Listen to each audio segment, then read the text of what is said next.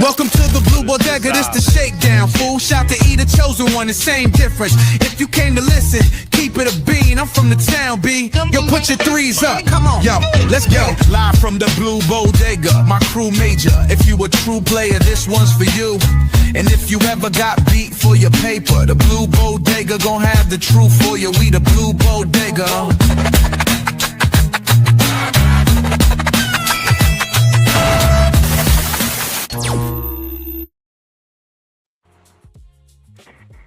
Yeah, y'all know what time it is, man. What's good? What's good? What's good? This is it. This is it. Yeah. And all the excitement in the world. I need those cheers in the background. Welcome, welcome, welcome. Again, New York, all across the world, all across the globe. All the New York Knicks fans in the world. Welcome to the Blue Bodega. As we would say, bienvenidos, New York. Let's talk. And I got my brothers with me. The great Same Difference. Yeah. And the genius in the studio, Ghost Dog. Yeah. So listen, we got a goodie tonight. It's on. The New York Knicks have completed winning the NBA championship. And we are about to talk about all the things that went on, starting from the Game 5 recap, all the way down to the festivities of the parade, and just New York City right now with the electricity. Also, I would be remiss if I don't say this. Happy Juneteenth to the world. For those of you that celebrate, for those of you that hold this dear to your heart, that's cool. But right now, we talking about the blue and orange skies. So like I always like to do, start off with asking my brothers how they feeling today. Same, what's going on, baby? What's the temperature? I'm great, man. You know, I'm great, man. Fresh off a championship run, man. Fresh off a parade. Man, every day's good, man. Orange and blue skies, man. Get up in and talk about it with the bros, man. No doubt. Ghost Dog, what's going on with you, baby? Temperature. Man, first off, bendición. You know what I mean? Shout out to you know who in the chat, man. But I'm good, man. I'm blessed. 6 feet above the ground, man. Unfortunately, my Spurs lost these finals, but on to the next one, man. Lessons will be learned and conversations will be discussed as to why it happened. We here, man. We ready to get into it. And you know what, bro? I'm happy, right? That my boy is standing over there, sitting rather, you know, loving us enough that can produce our show still, because you are the producer. Let's get that out there right now. You are one of two, you know, you and Black Freezy. But, you know, to have a Knicks show produced by a Spurs fan, I think it's probably like the greatest sign of brotherhood in the world, you know? So I just want to let you know, you will not be shot at tonight, but it will be some bullets that are going to fly. I'm just letting you know. I know you got the vest on, Teflon Don, but it's going to be some people that's going to catch these strays. I'm going to turn it over to my boy, Same, it's on you, baby. Talk to us. Yeah, man. Just to piggyback off what he's saying, man, it's going to be some shots fired tonight. So, you know, buckle up your seatbelts and, you know, strap your helmet on. Do whatever you got to do to get ready, man. You know what I mean? Tighten your vest up, whatever you got to do. Because we're going to be talking about, you know, how we finished it off, man. The Knicks finished the mission. We got that championship after 53 years of waiting. You know what I mean? So, once again, the Knicks are champions again. You know what I mean? With a dramatic 94-90 Game 5 victory. Knicks in 5. Game 5 victory over the San Antonio Spurs. You know, we closed out the series 4-1. And we captured the franchise's first championship since 1973, man.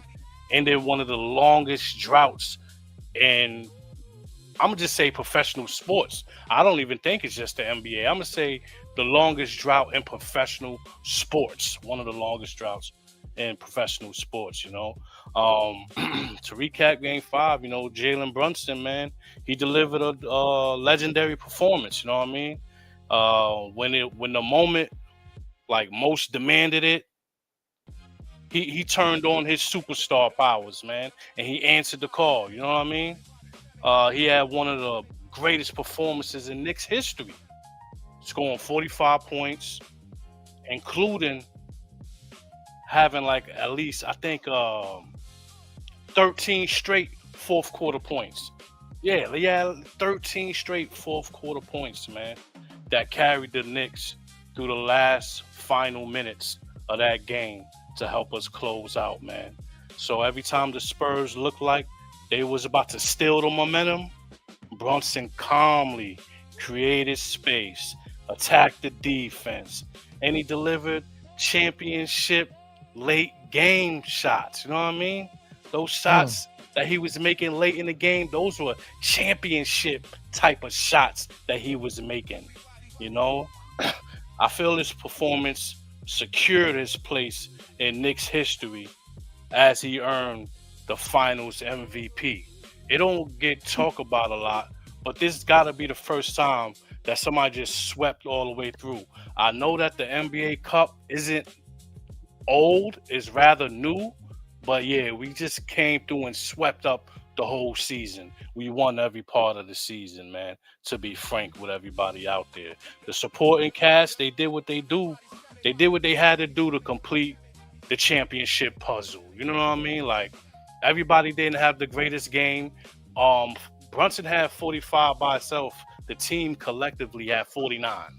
You know what I mean? But they still went out there and did what they had to do. Carlton Towns, he had his dominant presence when he's actually on the court. When he get the opportunity to be on the court, he's dominant. You know what I mean? And he was a problem for San Antonio to handle defensively. You know what I mean? His ability to create mismatches with the Spurs and consistently adjust their defensive strategy to what they was doing, it was tough on that team. So some players and some coaches did get exposed with their inability to adapt to what's going on. And you seen that clear as day when they was doing things like being up over 20 and still shooting up threes, man. Things like that. The things that can help you win in one quarter or kill you in the next. You know what I mean? But OG, it was OG. He provided the perimeter defense. You know, he was taking on difficult assignments, and he was delivering the physicalness to this championship, man.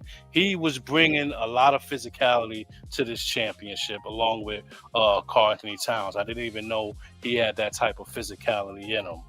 I know I'm being a little long-winded, but I'm addressing all of these players because everybody played a part.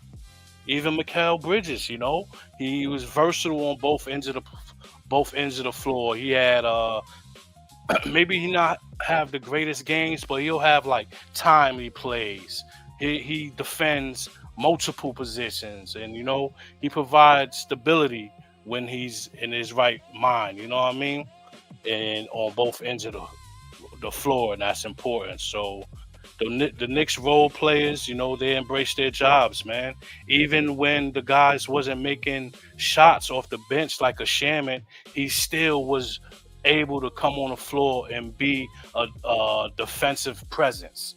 So the fact that this team was able to attribute to this championship playing both sides of the ball was huge and is huge.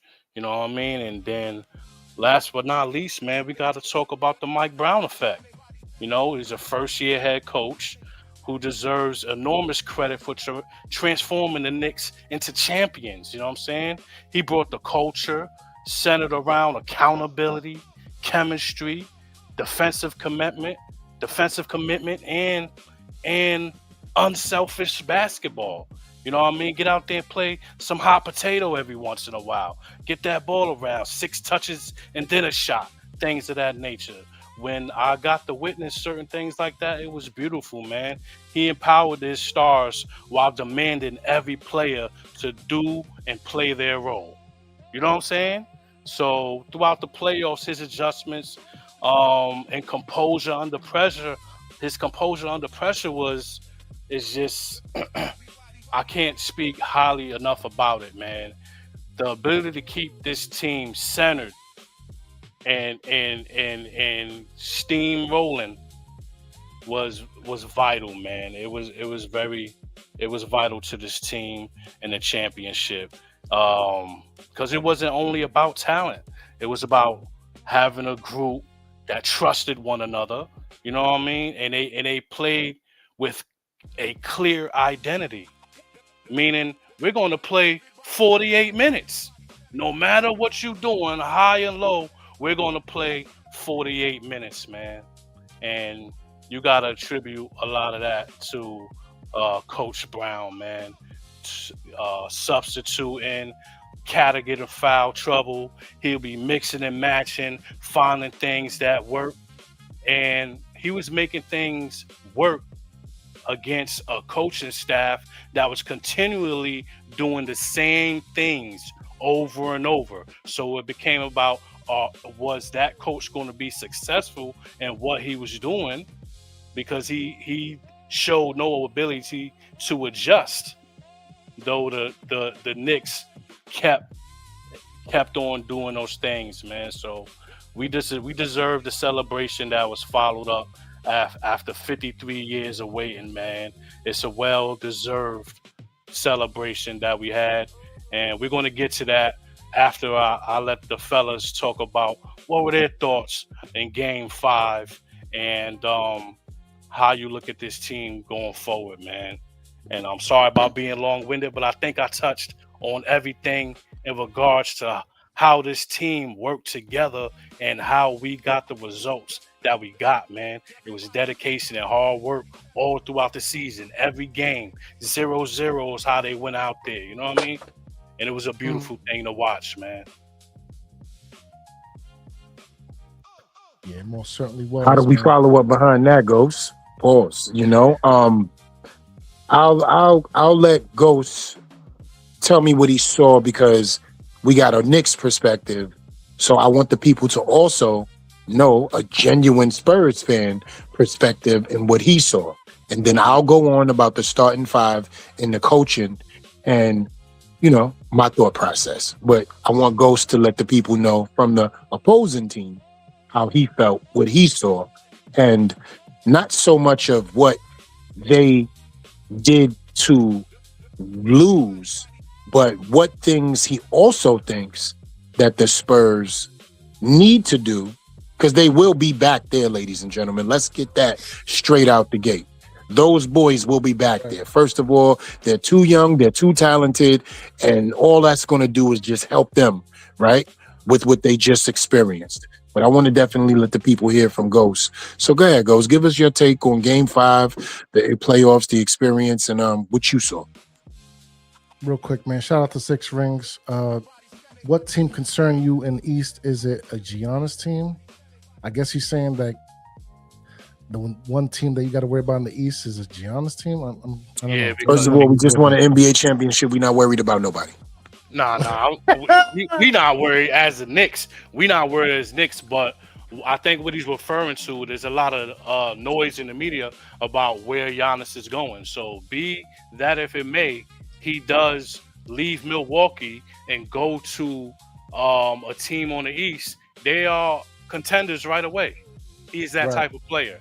It doesn't matter if they give up the whole kit and caboodle to get Giannis on an Eastern team. He's going to make that team competitive.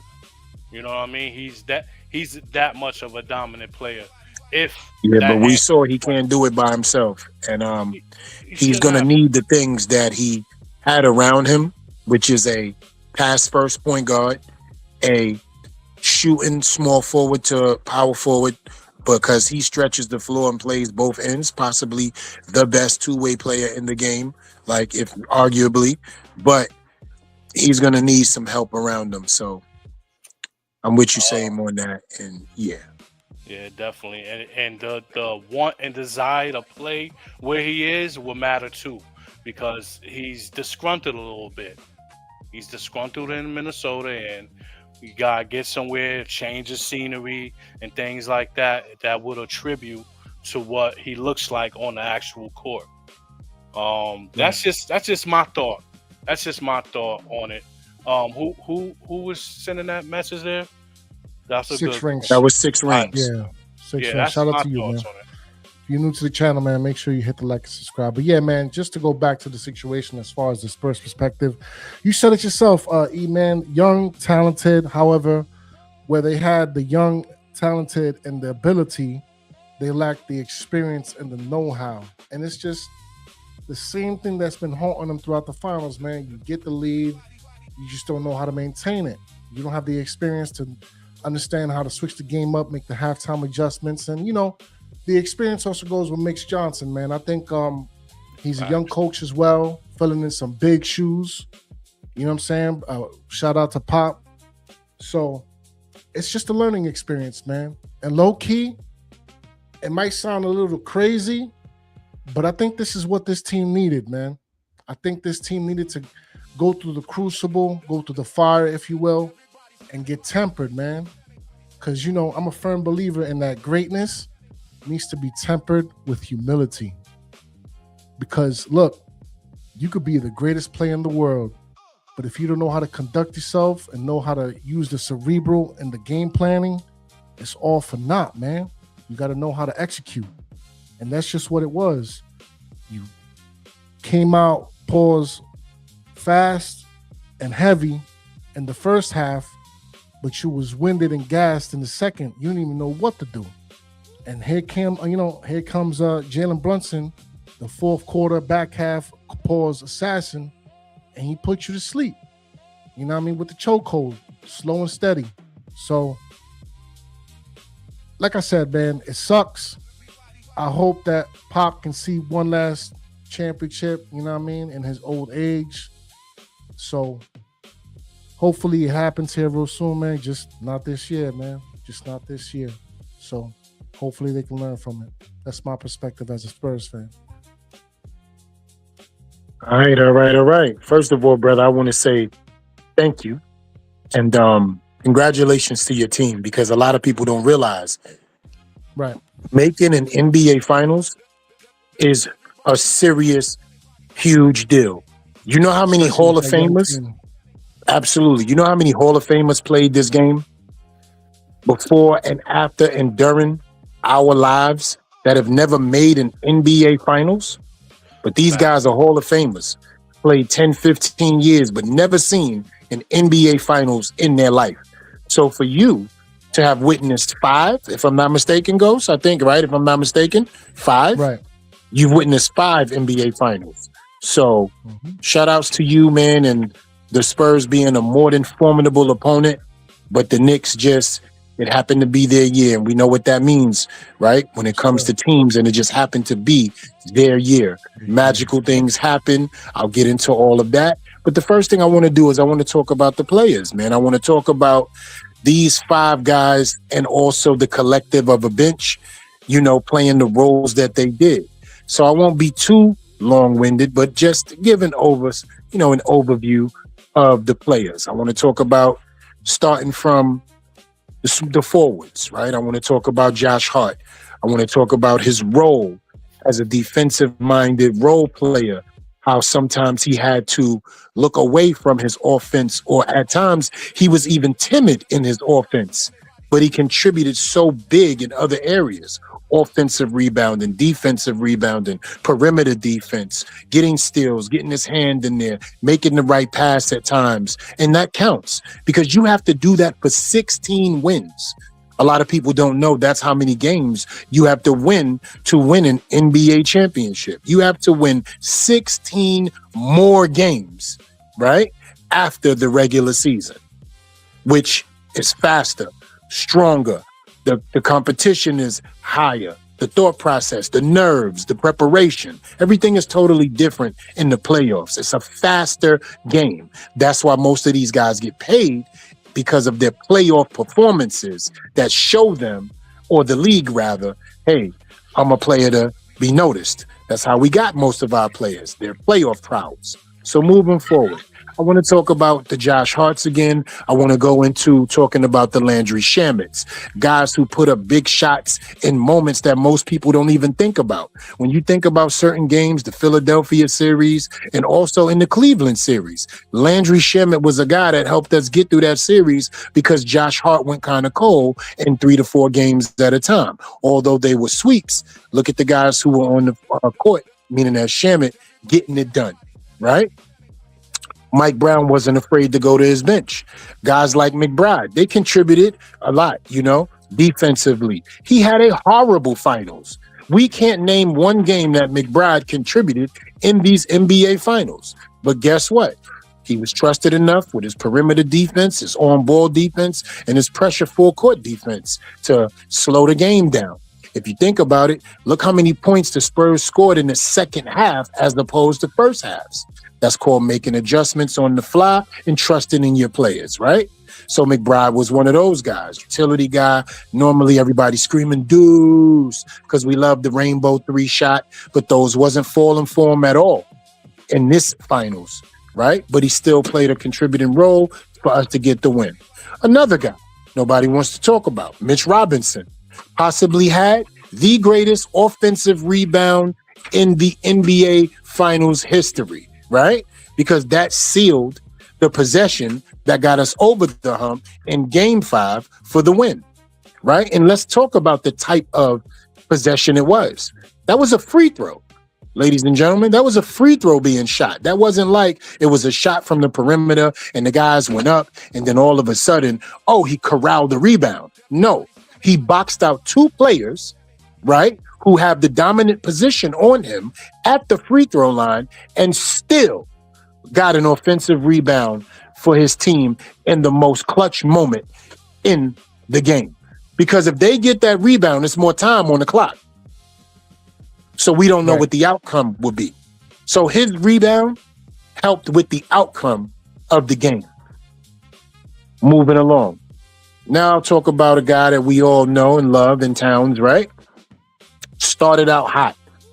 The first 2 finals games started out hot. I think he had like 21 and 10 in one game and 19 and 11 in another. My numbers could be a little bit off, but we know what time it is. He let Wemby know, I am not just a regular dude that you are going to go out here and face. I am a guy who has been putting in this work since you've been a little kid before you became a teenager in the NBA. Remember, this is his 11th season in the NBA. Take 11 years away from Wemby, and he's what, 10 years old? Right? Yeah, he's like 22, 21, something like that. So Towns has been doing this since before he became a teenager, playing against some of the best and guys like Jokic. He also was there for the retiring of like the Kevin Garnett's, the LaMarcus Aldridge's, you know what I'm saying? The Boobie Cousinses. He played against the Sabonises. He played against the Embiids. He played against these guys in the East when they were powerhouses and there was centers all around the leagues, the Jokic's. He played against these guys, the Hassan Whiteheads. And, when these guys were getting some real traction going, the Bam Adebayos, like the Anthony Davises. He played against these guys, man, that has the same exact skill set as a Wembanyama.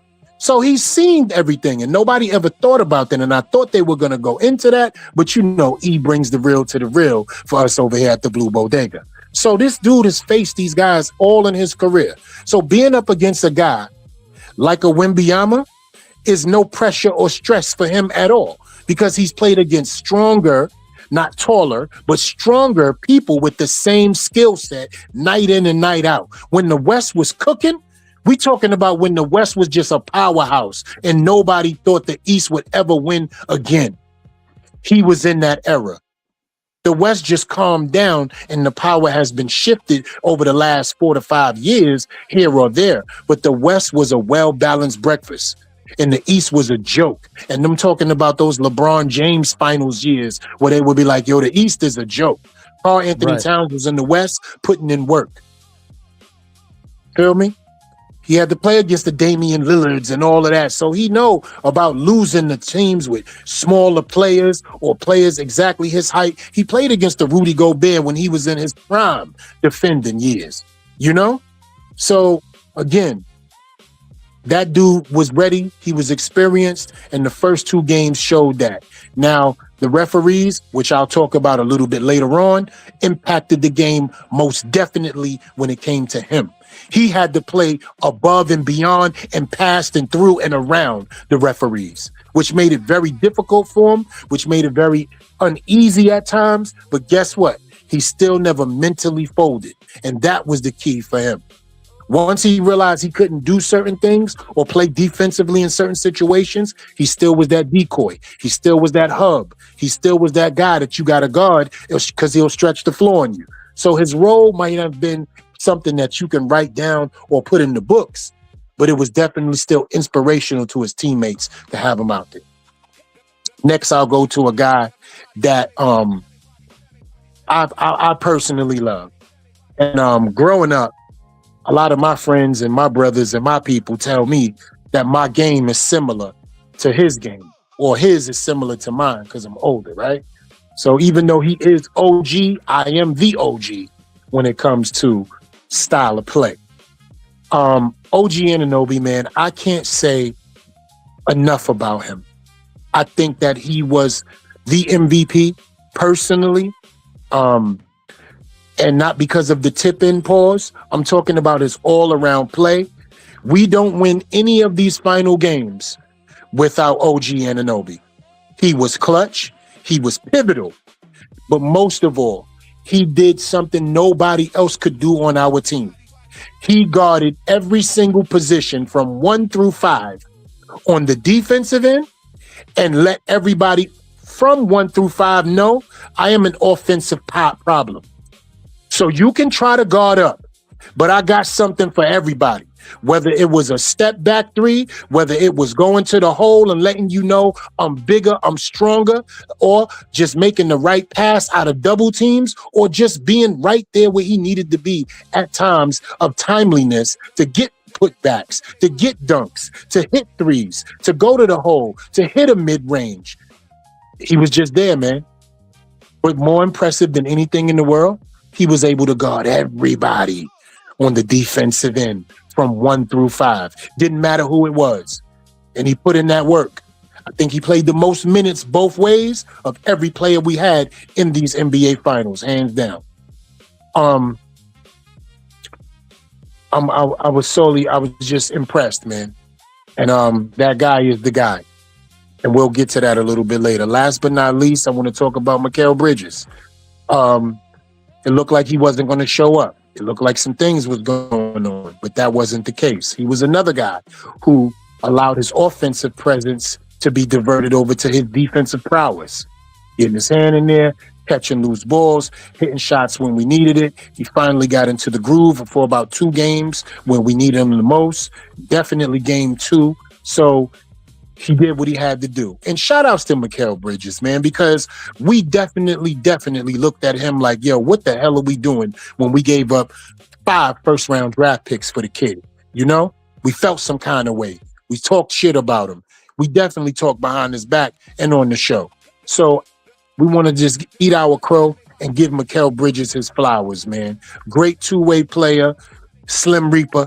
You know what I'm saying? That's what I like to call you with the MIDI. Slim Reaper with the MIDI, you know, and shout outs to you, man, and enjoy every moment. I saw you on your lives after the finals and how you've been going crazy with the 818, you know what I mean, tequila. Shout outs to them. And just keep doing your thing, man, and fuck them picks. You feel me? We got you, brother. And last but not least, I'll go and talk about Coach Mike Brown. Like I said, I won't be too long-winded. I'm speeding through this. I am proud that a coach came through here because of everything that I've been screaming. And no slight to Thibodeau, because he was a foundation builder with the toughness of this team. But when it came to roster construction and building and usage, Mike Brown is head and shoulders above him. Once again, shout outs to Tom Thibodeau, because this one is for you too. But when it comes to strategizing, knowing when to sit players, knowing when to play players, knowing when to scheme players, knowing what to do with certain players because their roles look like it's being diminished because it needs to be used in another area to help get a win. Mike Brown, all hats and caps are tipped to you. Shout outs to your mind. Because one, it takes the strong mind of a coach to continuously be down and will your team back together and keep them mentally focused to make these type of comebacks. That's what makes this NBA Finals so special for the Knicks, because every single game they came from double-digit leads. Of course, the greatest game 4 in the history of the NBA Finals with 29 points being the deficit. They came back through that. And that means having your guys galvanized, having your guys mentally prepared. And I'm going to quote something Mike Brown said when they said, how did this season, when you look back on it, take place for you when it comes to certain players? And they started off with talking about Towns. And Mike Brown said, he's a superstar. And it's not about him adjusting to me.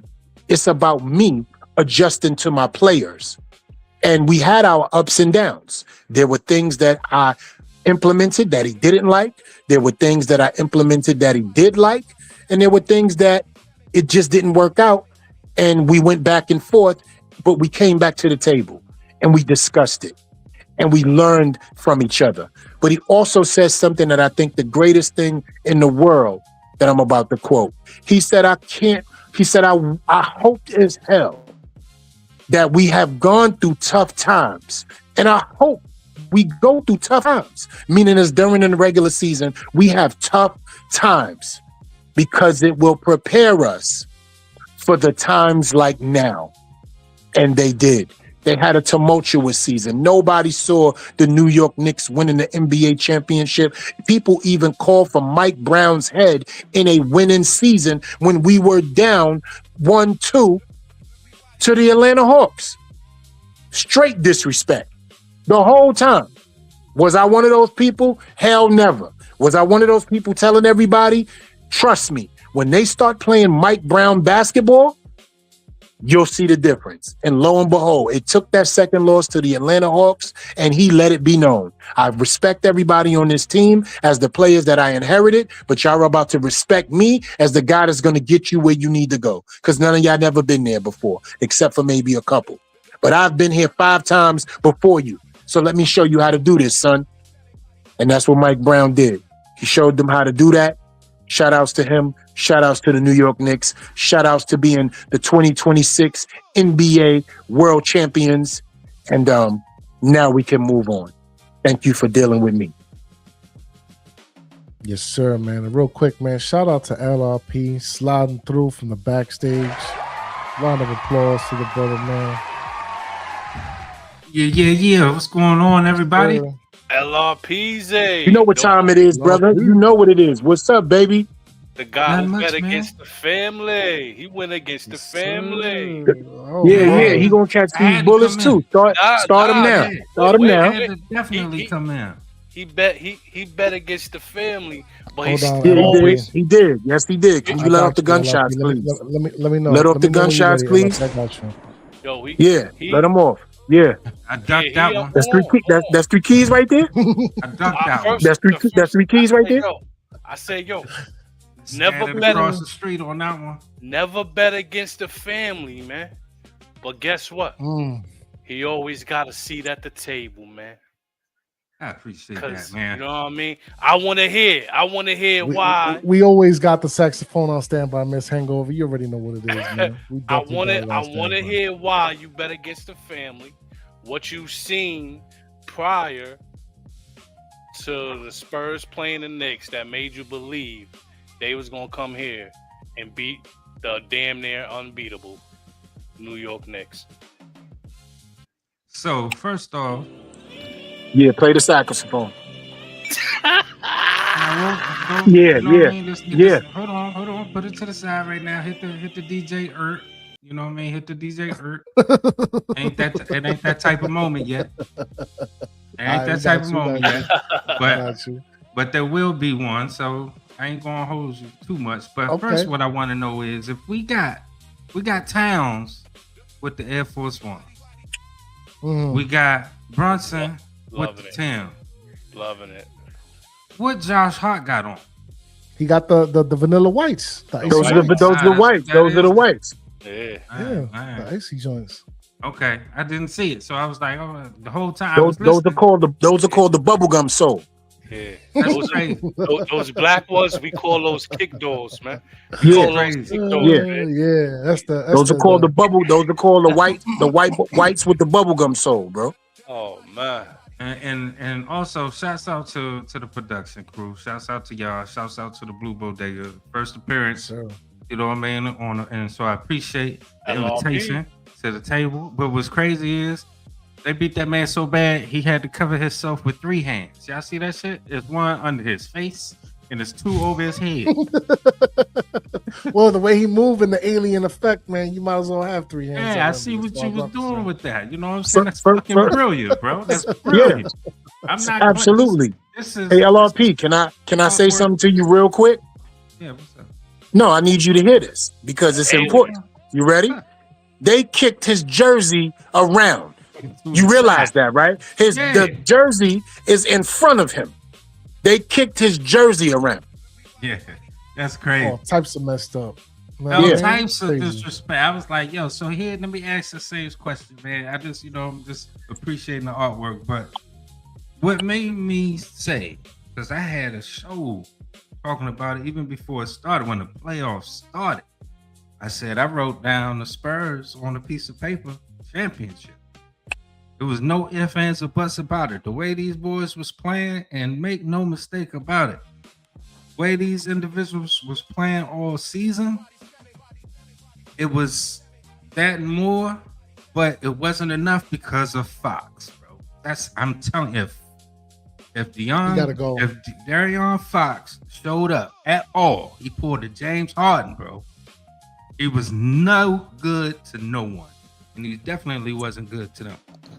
He was coming back off that injury, so you know what I mean. And then the way the other individuals were playing, the role players didn't play as good as tradition would have us believe. You know what I'm saying? They always say that the role players play way better at home because they got the crowd. There's an extra juice that you get from the players. That didn't happen. But make no mistake about it, I still think after seeing what the Knicks did, I think I would have been wrong anyway. So I'm standing here at the table with the gentleman and I say, brother was wrong and wrong as hell. It didn't turn out that way. I picked the Spurs. I had full confidence that they were going to come out with it until Brunson changed everything. I'm telling you, and and the brothers know this. The reason why I never really officially had up until maybe how long ago? It was like 8 years ago, About 8 years ago? About six. About 6 years. Yeah. So I lost 2 because of COVID. So don't grade me on the curve on that. You know what I'm saying? But either way, about several years ago, I didn't have a basketball team. You know what I mean? I had one that I favored, but I didn't have a basketball team. It's about the players. You know what I'm saying? It's the players. It's player driven. Because motherfuckers change. They go to different places all the time. Jalen Brunson is Eli Manning in New York in the basketball version, bro. He is clutched through and through. Lord. You cannot count out the New York Knicks from here in the foreseeable future because of Brunson. And that's a fact. That dude is an assassin. Same face. You're going to get the same face, the same smug, no smile, no fronts. Don't ask me to take no pictures because I ain't no picture taker. You know what I'm saying? So, yeah, man, it was because of him. I was definitely wrong. It was a hard-fought fight, but it was also coaching and Fox, bro. If they got half of anything of a 17 to 23 average point from him, I think things would have, it would have been more competitive. I still think the end result, we would have still got the same result. I still don't think it would have been enough against this Knicks team just because of the way they was playing. sure. I mean, what was it like 65, 67% from the field the whole series? You know what I'm saying? Something like that. Correct me if I'm wrong. Nah. But it was So above you know what I would average. like to do, since he is a focal point, right? From what I hear, From 90% everybody. of Spurs fans, right, are looking at him as a focal point. I have to bring this up to the attention of everybody. I know how people feel about a player because I've felt that way so many times about somebody who didn't perform, underperformed, or just was blank man when it came down to when he was needed, right? God knows how I've given vitriol to players, performances, and just started dropping them off on the streets so other people could pick them up. I know all about it. But it's one thing that I do have to say. It's funny how he gets the vitriol for not showing up, but he was the guy that showed up that helped the one game that was actually won was because of him. Now, I don't know if anybody recognized this, but Mike Brown played defense on him differently because he was let loose in game 3 when they won. He wasn't defended like that because Mike Brown recognized he wasn't scoring like that, he wasn't shooting like that, and he wasn't the focal point like that. But once he was not paid attention to, he went off in game 3. And he looked like the old Fox. But then, starting game 4 and game 5, Mike Brown switched the defensive rotation around. So he put a bigger, stronger guy defensively like Josh Hart on him, Mikal Bridges on him, OG Anunoby on him, and Landry Shamet on him. Fox had 4 defenders in this series swarming him just so he wouldn't be the guy to go off anymore because he hurt us in game 3. So in case you guys didn't know, all of those guys are perimeter defenders who are way bigger than him. So it created a problem for him coming up the court, using his quickness, and definitely LRP. I will not take away from that. The foot injury definitely slowed him down a bit. I don't know if it's still ailing him or whatever the case may be, but it hindered some of his offensive prowess. I will not take that from him because of what we saw, how the great scorer that kid was early in his career. But he definitely had to deal with bigger, stronger, and faster defenders. And the Brunson effect was on De'Aaron Fox, if y'all look at the games. Yo, I looked at the games. we ain't talking about if this and if that. If a dog, if a cat. We not talking about if. Play the saxophone. Play the saxophone. That's over with. Put the saxophone on. Put the saxophone on. We definitely not talking about if. You see what happened. Jalen Brunson, he adjusts. He just. That's it. Every time you turn around, he's coming at you. Medium shots, long shots, in the paint. It's bad for you, man. That man adjusts, and he's a leader. And that's a problem. And that's why we was allowed to celebrate. Estimated 2 million fans flooded the Canyon Heroes, a lower Manhattan, man. Generations of Knicks and supporters celebrated the moment many believed they would never see. I'm one of them. I celebrated the moment in those streets, filled with orange and blue. Chance of let's go Knicks. Man, Play the saxophones. It's time for me to stabby stab. Yeah, man. Now. Thing out there. Uh-oh. Go ahead. Now, the moment I waited for.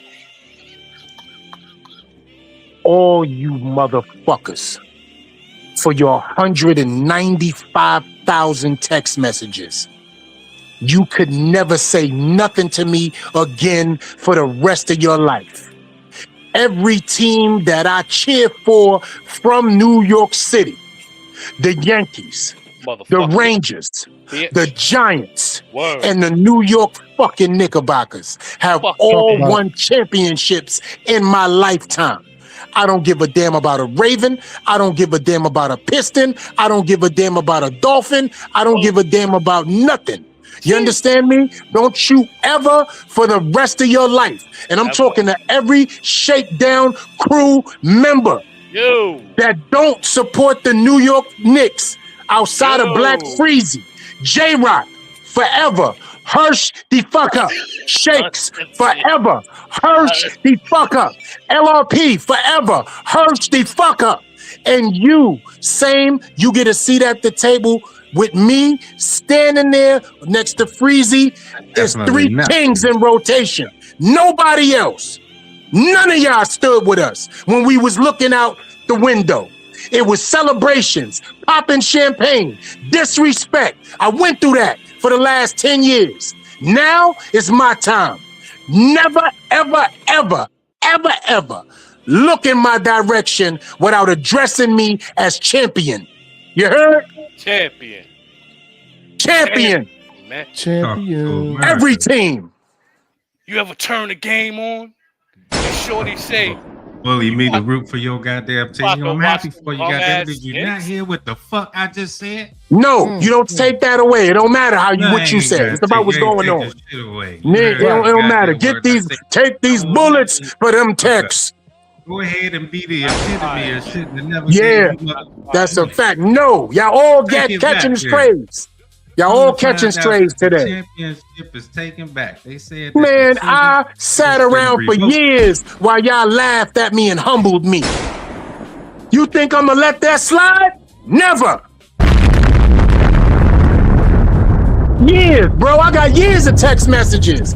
We popping champagne. We just waiting to pop the champagne. Guess who popping the champagne now? Cue the celebrations. Cue the celebrations, bro. Cue the celebration. Yeah. Stand up, Knicks fans. They doubted us. Yeah.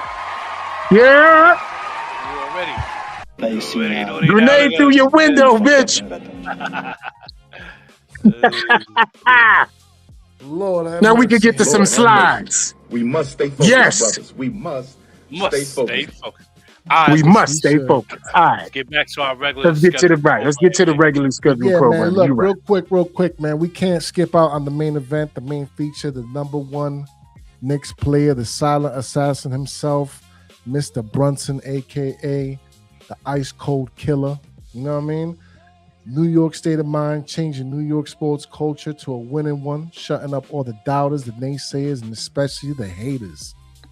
Let's get into it, man. Has he officially cemented himself not only as a Knick great, but also a superstar within the NBA league? Same. Talk to me. What you got to say to all those sports pundits out there, the Stephen A's and all that, what have you? Tell me what you think, man. Let them know what it is, man. Yo, Becky Hammond. Damn. And you played for UConn. Damn, you was one of the darlings. Damn. He looked like one of those dudes. He looked like a 1A. Yeah. Even though he's not of stature that meets your preference, he's one of those dudes. He's a 1A guy. He could get it done like a Isaiah Thomas, one of the shorter guys that played in the league and was able to win a chip. I bet he did it a lot sooner than you thought.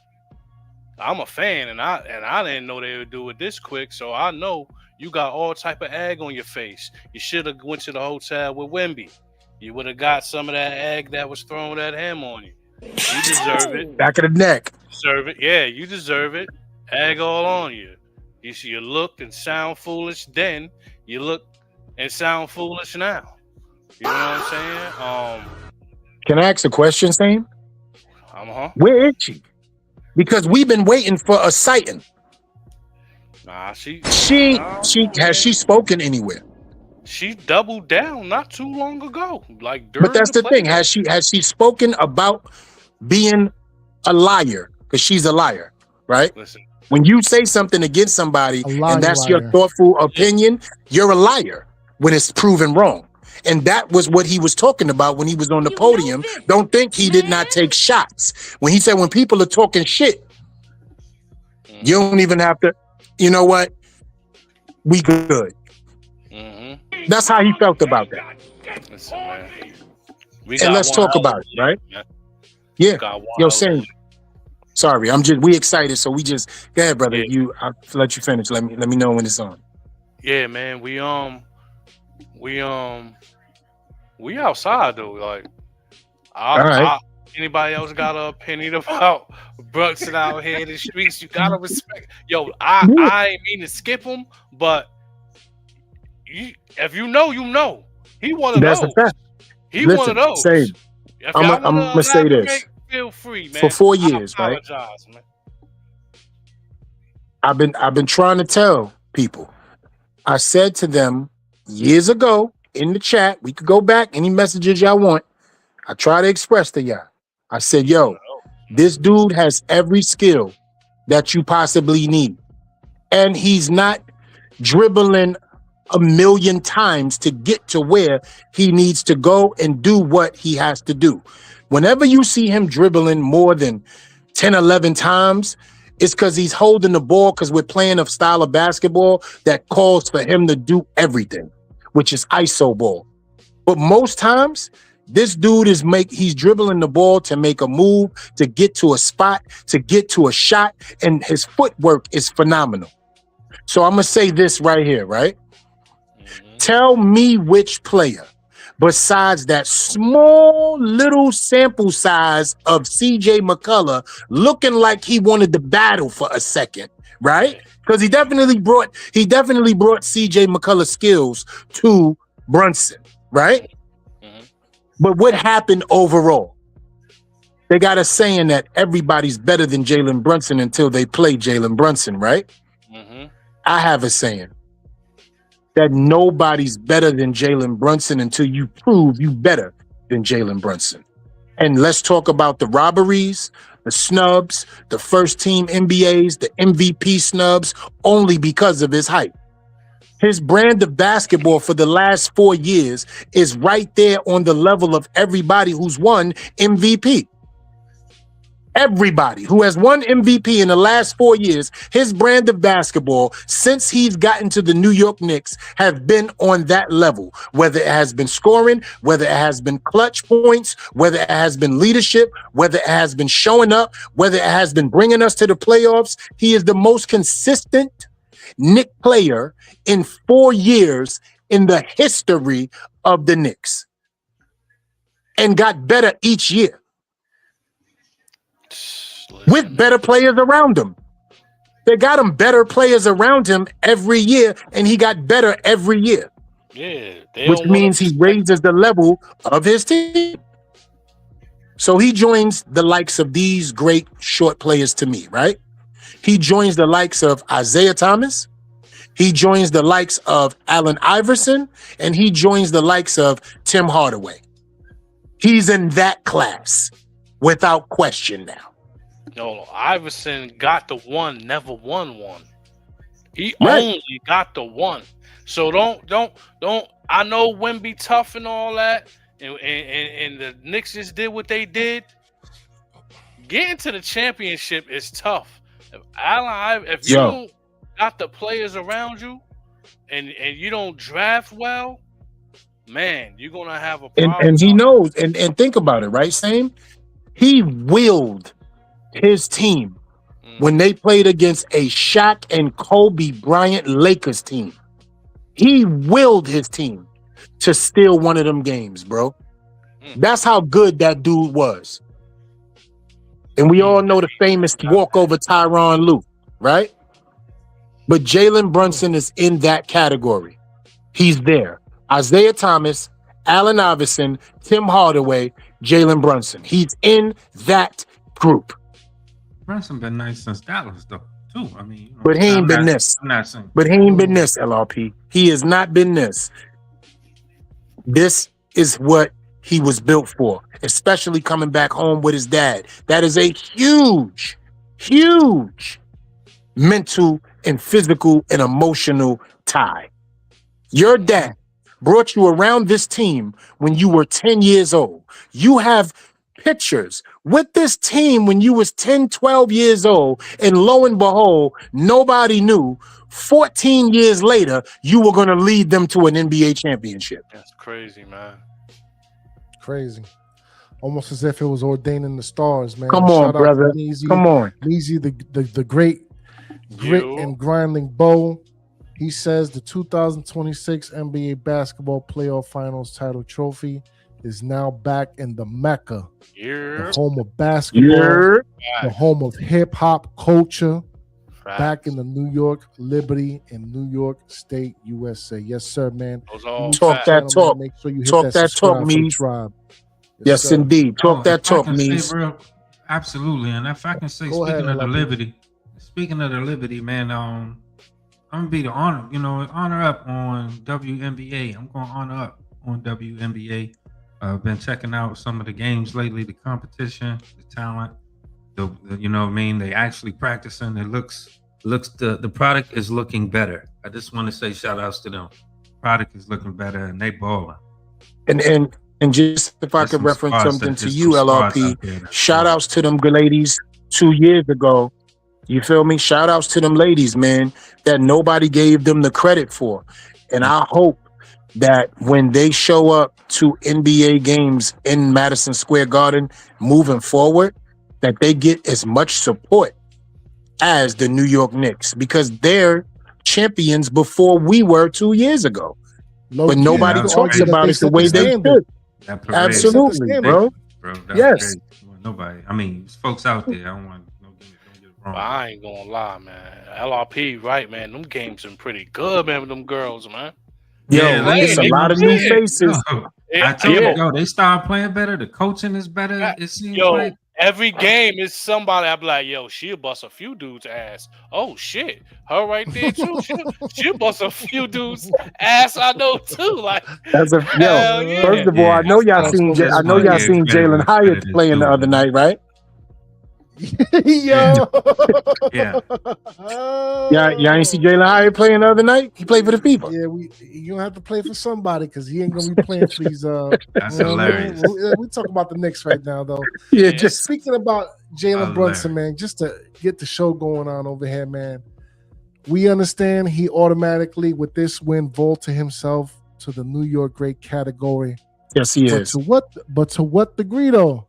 Okay, remember, we got quite the Rushmore over here. We got the likes of Derek Jeter, our beloved Eli Manning, Clyde Frazier as well, back from the 70s championship. But just how far? The question is, and this was brought up the other day with the WFAN with Evan and Tiki, has Jalen Brunson surpassed the likes of Eli Manning and Derek Jeter? Personally, me, not yet. About 1,000 years too early, in my opinion. Derek Jeter is a Hall of Famer, a perennial championship winner, as well as Eli Manning, our beloved Eli, not once but twice, defeated the vaunted New England Patriots underneath a Bill Belichick leadership. You know what I'm saying? First time against a perfect team. The second time against a competent Patriots team just to solidify his greatness. Future Hall of Famer in my book as well. But the question remains, has Jalen Brunson surpassed, as of right now, the likes of Eli Manning and Derek Jeter on this New York sports Mount Rushmore? I would like, if I may, I would like to have a 30-second, 3-minute round table with us real quick, because I want our answers to be heard, but I don't want one person to be more long-winded. I want us to get our points through. So I'll start. I want everybody in the soapbox right now, because this is real. So I'm gonna start with you. Real quick. Measy said again, I'm from California in the Southwest on the West Coast, USA. For everyone, yes, for real. Shout out to you again, man. As I said, hit that like and subscribe, man, for the tribe. You know what I mean? Yeah. Okay. He said New York Knicks, Jalen Brunson tied Michael Jordan 45-point scoring record and won the NBA championship title trophy, just like Michael Jordan when he was at the Chicago Bulls. I mean, look, man, that's what's up, man. But you know what I mean? We gonna see just how great he can be in the future. I wanna go through the soapbox. Let's do it, fellas. 30 seconds, same. What is that a thing? No. Okay. Tell us why. You gotta win multiple, man. I lived through multiple. You did it once, do it again. Okay. LRP? Well, I say no, but I also throw in Lawrence Taylor. And, you know, you got with some people that we're missing, and you do have to have multiple. Yeah, but at the same it could only time, be 4. That's real. So who's leaving? That's real. I don't give a damn what the media came up with. I'm not sticking to whatever rules that they fucking said. Stupid ass. About Rushmore, we have like 8. Yeah, I hear you. I mean, whatever. They brought this shit to us. So, and this is how I respond. Fuck the rules. But like I said, I would add Lawrence Taylor on the Mount Rushmore, make the mountain big. It's a big ass mountain. I don't know why they picked that one spot. All of a sudden, you can't have motherfucker to the left and to the right. Raphael Del You already know why. You can have a motherfucker to the left of them. It was stolen land to the right of them. Right. We know that. We know what the reasons are. We know, brother. Trust me, we know. But I'm definitely putting Mark Messier up there too. Right. And right. Hold on, let me now land the plane. So I'll just say Raphael Delgado had motherfuckers on either side of them. So expand the mountain. But like I said, Lawrence Taylor and definitely Jalen Brunson can be added to it. Use your little Flintstone tools and add his face as well. Yeah, because what he did was fucking great. I'm biased here because I didn't see dude with the sideburns play. You know what I mean? I thought that was Anthony Mackie at first. I'll say it, Clyde Frazier. You know, I didn't see him play, bro. So that's gonna be LT. It's gone. That's the young Clyde too. That's the young Clyde, looking like Jim Kelly. Yeah, I don't know. I don't know Clyde Frazier. I don't know Clyde, man. I didn't see him play, man. I know him for dressing on and looking dapper. You know what I'm saying? No, for wear clothes on the sideline. So it's going to be Jeter, Eli, Taylor, Brunson. I said Mark Messier ain't over there with you? I don't know him. Who's that? Oh, who is that? Messi. Rangers, brother. Messier. Oh, yeah, I don't. Messier, yeah. You want to hear some disrespectful shit?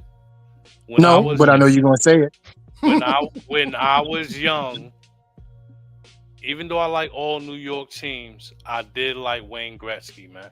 Wayne Gretzky was my guy when I was young. Yeah. So but you know what's crazy? That's where he came from. He was with Wayne Gretzky when they was winning all them chips, and then he came to the Rangers, and because they split up. Gretzky went to the Kings. He came to the Rangers. Over hold on though. We got to keep it specific. Man. Is Jalen Brunson above Eli Manning or Derek Jeter though? No.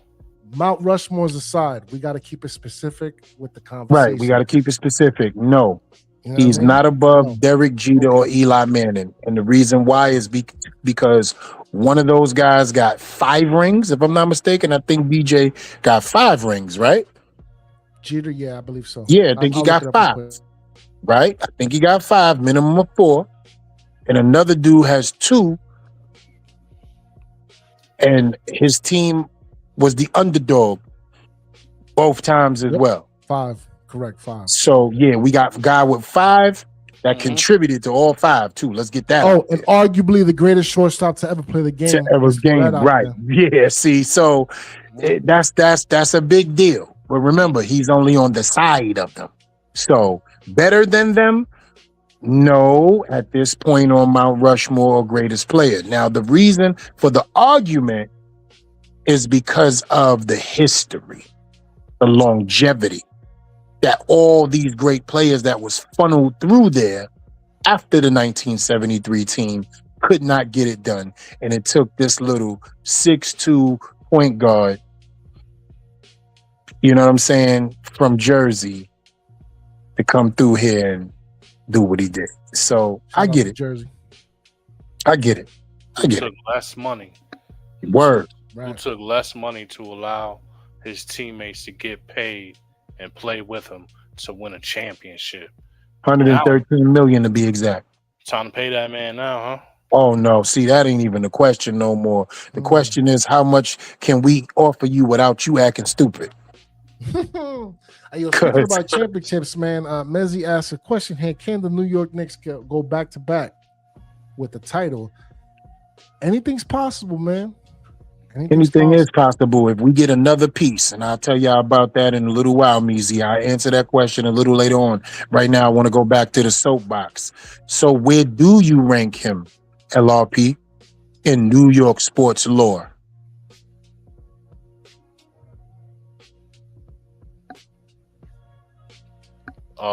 Walt Clyde Frazier, like I said, man, I'm biased. Understood. LRP stepped away. LRP, yeah, he stepped away. All right. Yeah, he stepped away. Yeah, so Ghost, you're a historian. Sure. You've watched a lot of sports. Sports has been a part of your life since you've been a kid. You can't even remember how many things you've seen, watched, and were a part of. That's why you have your teams. So as someone looking from the outside, watching this dude perform against your team, a defensive juggernaut. Remember, the Spurs are a defensive juggernaut. That was the word on the streets. Yes, they are. What did you see this kid do to your team? I saw what I've always seen, man. And look, shout out to Jalen Brunson, man. All these questions with these sports pundits doubting his superstardom, it had me shaking my head and scratching my head. I'm like, what are they talking about? This kid is for real, man. This dude is real deal Holyfield. And it was just only a matter of time and just a matter of putting the pieces around him with the supporting cast. I just didn't understand what their thought process was. But as far as I'm concerned, it just goes, you know what it is, E? This is what it is. When you playing for and out of the greatest city on planet Earth, not Earth. You understand what I'm saying? Yeah. The greatest city on planet Earth. There's just a certain level of stigmatism, expectation, and dare I say, acumen when it comes to performing in that city. As I said before, man, the doubters, the naysayers, and the haters will be seething and foaming at the mouth for any slip up that any athlete has in this city, right? The only exception out of this Mount Rushmore is because is Derek Jeter. I guess it's maybe because the Yankees had been that cornerstone piece that you know what I mean? Just that. They were that powerhouse team. Right. That they were the exception to the rule. But even Eli Manning, like he was catching flack even after he won that first Super Bowl. And it only how many times did they want him and Coughlin out of New York City? Even after winning the Super Bowl. And how many times was Tom Coughlin's head on the chop block? How many times? Too many times. So I just think it's a New York state of mind type of thing. And Jalen Brunson proved them wrong, man. You know what I'm saying? So for me, it was only a matter of time before he proved himself. He was already a superstar in my eyes. Now he's a superstar in everybody else's. And that's the thing. From the Spurs fan. You know what I'm saying? Amen. Well said, Brody. Well said. And let me tell you something. And Same can attest to this already because he's standing right next to me in a Three Kings circle. Freezy is here in the metaphysical. Yes, sir, man. Real quick, man. Yeah. Shout out to the Abbott Freeze. Round of applause, man. Freeze, you there? Yeah. Yeah.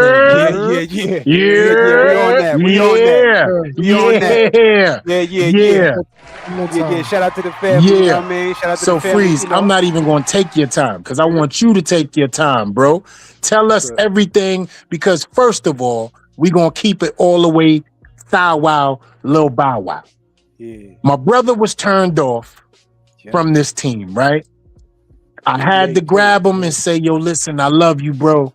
I need you to start stepping back in the arena with me, man. I know they have pissed you off, but I need you back.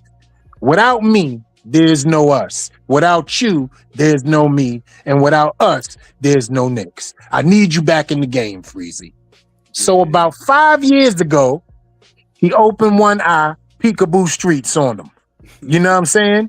He wasn't fully vested yet with the binoculars. He peekaboo street stormed him. He said, you know what? I kind of like that kid, man. That Emmanuel Quickly kid. I like that.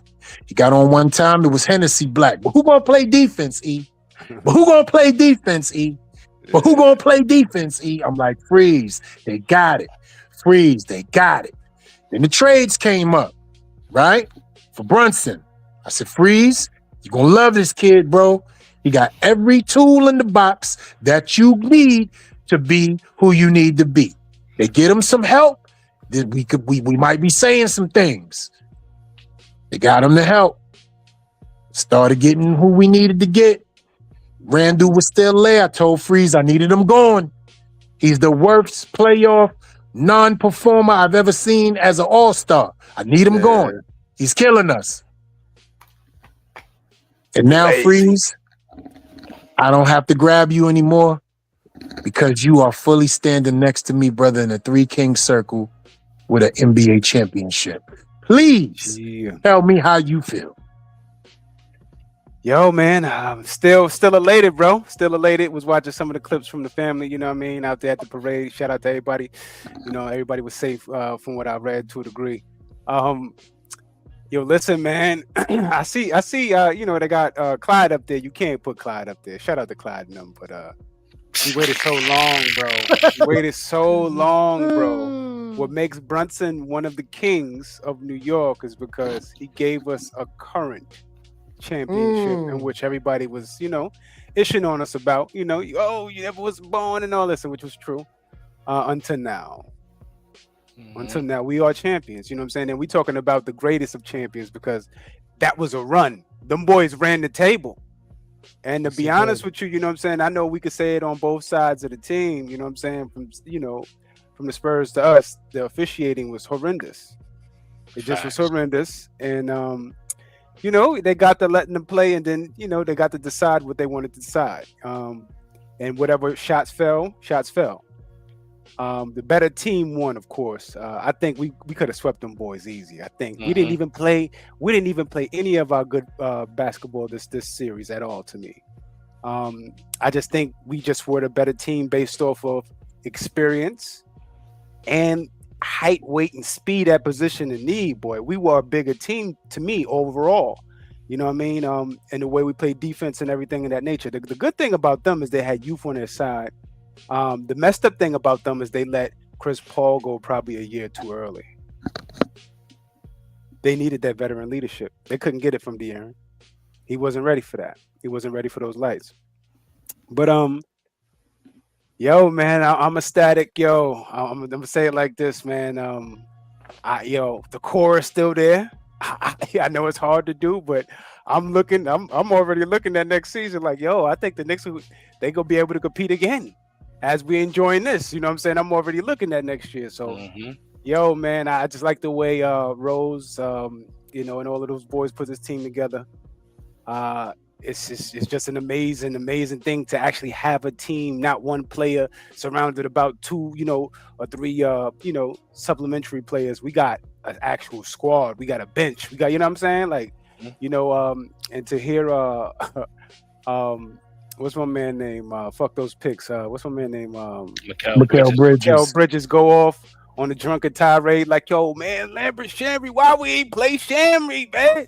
Yeah, he was taking shots at Thibodeau them. You know what I mean? Because, yo, man, he was messy. Yo, we should have been dancing. You know what I'm saying? Back to back. You know what I'm saying? On some shit. So the honest truth is, man, is that, you know, New York basketball is back. You know what I mean? We back, baby. You know what I'm saying? Make you want to go to the black tops. You know what I'm saying? Put those things on. Hit the old school with the headband. You know what I mean? Long socks, pause. But yeah, man. Everybody to be in Lenox Hill or NYU or Columbia. Stretching ligaments.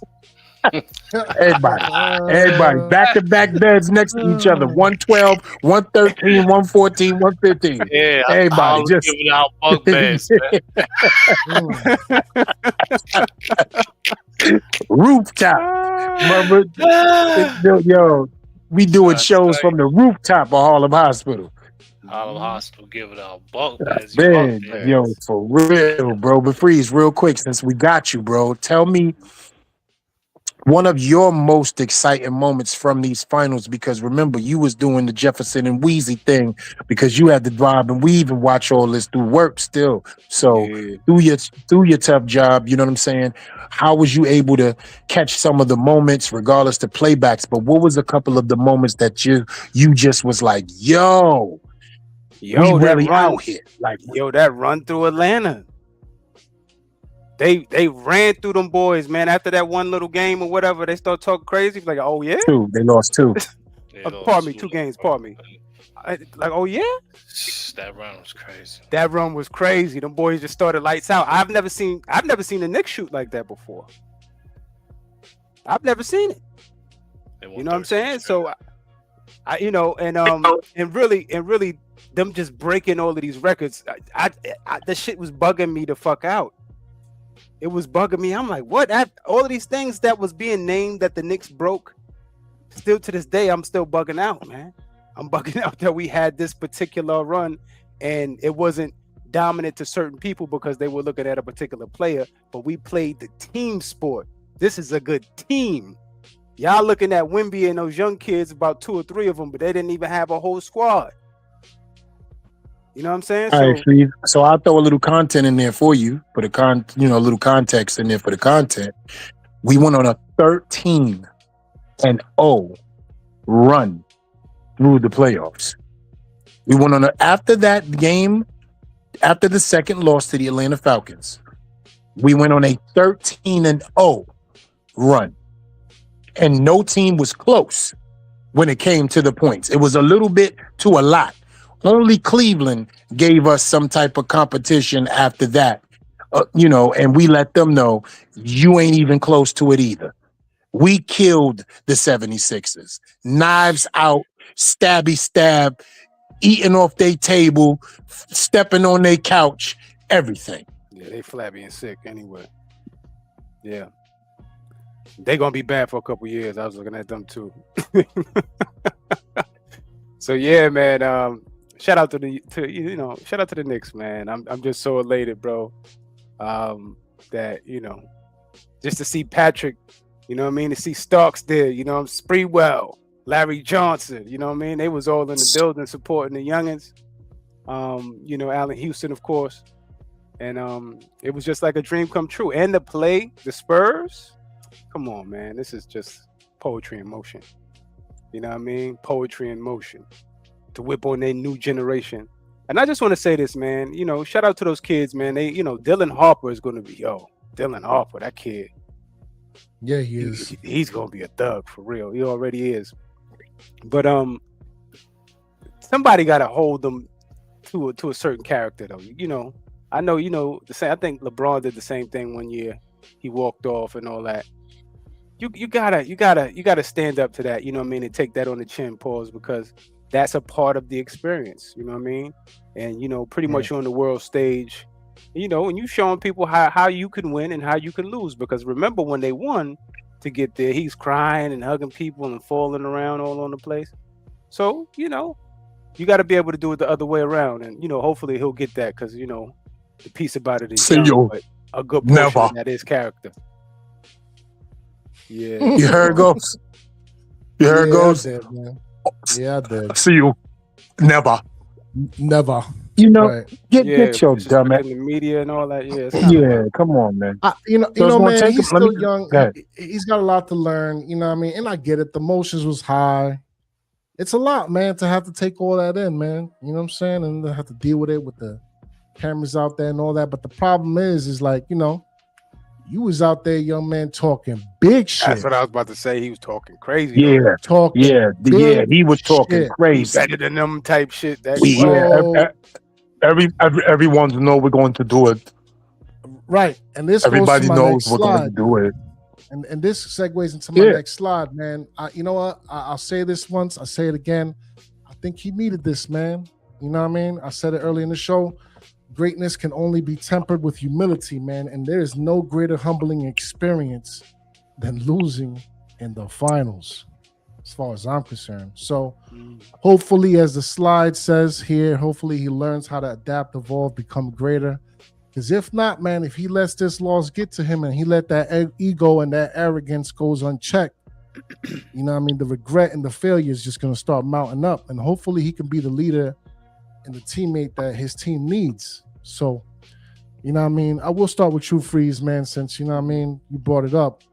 How you feel about him losing, and what do you expect out of Wemby? Yeah, that's what I'm saying. That humbling portion, that's what you needed to stand up and look to your opponent in the eye and shake the hand and be like, I see you again if you guys are here, but we definitely gonna be here. With that type of confidence. But is he gonna be there, Freezy? I don't know. But is he gonna be there? The way those other young boys look, they look like they could do it again if they surrounded with some more veteran help. They need some help coming off that bench. But is he gonna be there? I think he has a possibility to be there. Okay. He almost wasn't there this year if a couple calls go to Thunder's way. So they stumbled out of that. So he should have been humble coming out of that motherfucker. You know what I'm saying? So if anything, but I think this whole experience in totality should humble him. After he see all of the scrutiny from the media, everything this nature, he went out to the babies and all of that, and visited the hospital after So hopefully that was another humbling experience, just seeing the kids and all of that. But ultimately, when it comes to this guy and his skill set, I think he will be there again because the league is pushing for him to be there, man. It's almost cheating at this point in time. And I'll say this, dude can mush a 6'2" dude on the ground. He just mush him all in the head. Yeah. See what I'm saying? Like, come on now, you don't even fellas. see that. Come on now, that's crazy. That's crazy. When a 6'7" dude look down, stick his 27-inch foot down, pause, and look the other way, and this young man he doesn't clear the landing spot. We know what's going on there. It's kind of like when I saw Josh Hart getting into it too. He looked back and grabbed an ankle and all of that. You know what I'm saying? Mitch looked at him, hit him with an elbow. I mean, like, because you want to play the game, we're gonna have to play the game. You know what I'm saying? Right. We're gonna have to channel out in the Oakley or whatever have you. But that kid, you know what I'm saying? He don't have to do that. Is the problem. It's crazy. It's crazy, Freeze, right? We talking about the face, right, my brother? To stay on what you saying, me and Ghost is discussing, right? That the people need to understand. When you talk about the face of the NBA, you're talking about character basing, image, marketing, optics, the way you honor and play the game, and you're going to be the money maker for the NBA. Meaning as you're going to be the first on commercials, you're going to bridge the international gap because now players from overseas players are starting to become so popular, right? Bridging the gap, generating so much money. So now you just put all of that in jeopardy. 1, with your immaturity, 2, with the optics, and 3, the referees couldn't even save you when the commissioner did.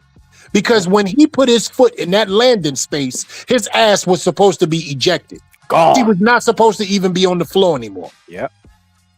So they let him get away with things starting from the series before he even played the Knicks. And we saw what was going on. Now he has delayed his own success. So the only thing he can do now is actually win a championship so it can be a reset for the marketing schemes that they want to do globally. Because he set himself back.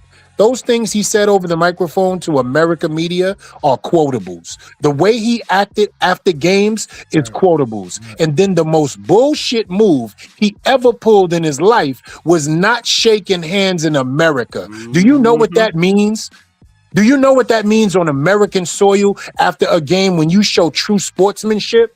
That's what we were looking for from him. To be like, you know what? He's not a sore loser. He's a guy who's going to learn from this, get experience from this, come back from this, and win multiple championships due to his talent alone. He's a contender each and every year due to his talent alone. But the fact that you walked away from the New York Knicks and the whole world was watching, viewership, the finals was up the highest, the most in the last 10 years. And you did that in front of everybody. Not a good look. Shame on Not you. a good look, man. Hey, yo, shout out to Meezy, man. He said, I like y'all podcast. Much appreciated, man. We try to put out the great content for the people, them. You know what I mean? Yeah, and yo, Meezy, tell a friend to tell a friend to tell a friend, bro. You know what I'm saying? We back building our channels, man. Like, yeah, let us know, man. Let them know. We here, bro. Your boy played dirty. He low class. And With the saxophones on. Out again. Got to bring this slide back out.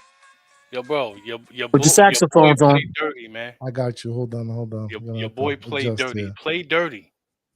He look at where his feet going before he put them there. Getting into people's landing spot. We seen it 2-3 times over. It's bad business, man. Not the kind of guy I want to play with. Did you see the air move he did for OG? He tried to take OG knee out. You don't want to play that back, right? Off. The shit with Brunson twists his knee in that game, in game 5. Ricky! Got him upset and hit him with the Ricky. He the one that made Brunson hit him with the Ricky. He got him upset. They ain't call it. They had the refs the whole series. You got the refs. You're playing dirty. You low class. You don't show no respect. Beat it out of them. 4th quarter, you don't got it. There's no more juice in that squeeze, bro. Pause. That orange juice done. Thin ass dead straw. Up 20, shooting threes. Get them out of here. You thin ass dead straw. Yep, 20. Now you know what it feel like. Looking like, yo, Stave. Looking like one of them things and on the app that be blowing in the air on the auto in front of an auto shop. Bro, the little straw the auto detailing joint. Yeah, the auto the shit that be blowing. Bro, the game before that, the same thing. The game before that, the same thing he did to Brunson. He did to Alvarado. The same exact shit in the game before that. Had mushed him to the ground and everything. Come on, man. That's why Alvarado turned around. That's why Alvarado turned around and grabbed his leg. Karate Kid swept the leg. The next game, that's when he was talking about he got away with 1, but he ain't getting no more. It sounded like it was Brunson, but he put heads on Alvarado too. Yeah, that's what he do where they from. They put hands on one another. That's why he said he got away with 1. Yo, bro, he got to get the emotional check, man. Just the emotions need to be checked, man. That's what it is. Let me ask y'all this if I could. Go ahead, LRP, man. Go ahead, because you've been quiet. I know you got a lot to say, LRP. Go ahead. No, just one question. Do y'all feel that nowadays, fandom aside, they've kind of bought this style of basketball on themselves because of how the game is officiated, how it's so easy for a whole player to have a whole career by going to the free throw line, just by manipulations and tricks and Bush League type shit. They created an animal, I feel, with all of these guys. Like everyone in the NBA is jumping in front of a dude for this. Yeah. Getting my feet under this person for that. Yeah. And it's just it's whack as fuck. I mean, I watch and I'm a fan, but do y'all feel that? Yeah, absolutely. And I'm gonna tell you why, LRP too, right? I'm gonna play angel's advocate here.